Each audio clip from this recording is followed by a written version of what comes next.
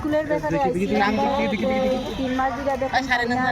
তারপরে স্কুলে তো সবসময় রান্না ওই খালি 2 দিন বাদ যায়, সবসময় আমরা রান্না একদিনও মিস যায় না, সবসময় রান্না করা লাগে, কিন্তু আমরা বেতন পাই না। আমরা চলি কতদিন ধরে বেতন পান? তো 3 মাস পরে গেছে বেতন পাইছি। আপনার পোস্ট কি দা?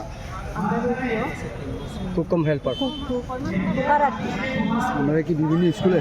না বিচন্দ্রপুর। আজকে কি ডেপুটেশন দিবেন? গেছে ডেপুটেশন দিবেন? হয়ে গেছে। দাদা কী হয়েছে ঘটনা? ঘটনা কিছু না, মানে আমরা অনেক দিন ধরে কাজ করতেছি এই মিড ডে মিল কর্মী হয়ে, কিন্তু পারিশ্রমিক পাইনি এখনও।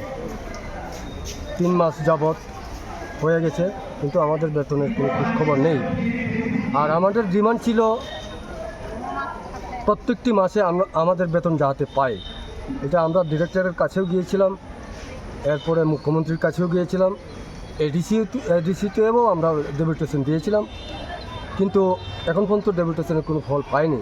তার জন্যই আজকে আবার আমাদের ডিস্ট্রিক্ট এডুকেশন অফিসে ডেপুটেশনের জন্য এসেছি। আমি আরেকটা মেসেজ দিতে চাইব, আমাদের সারা খোয়ায়ে মিড ডে মিল কর্মী আছে 800-এরও বেশি, কিন্তু সবাই আসেননি।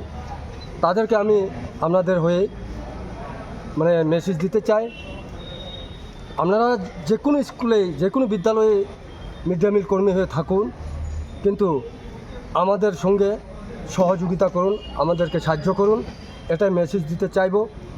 আর বিশেষ করে আমাদের এই 3 মাসের বেতন যাতে আমরা পাই, তার জন্য এই ডেপুটেশনের মাধ্যমেই আমরা বেতনটি পেতে চাই। এরকম কি সবসময় হয়?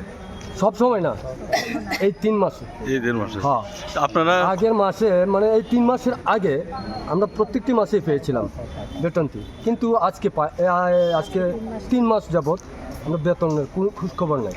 আচ্ছা, আপনারা যে আজকে আইছেন, আপনারা কি কয় ডিস্ট্রিক্টের সব মিড ডে মিল কর্মীরা আইছেন? সব মিড ডে মিল করি খোয়াই ডিস্ট্রিক্টে। আপনার নাম? আমার নাম জ্যোতিষ দেববর্মা, আমার স্কুলের নাম হলো মুদিবাড়ি।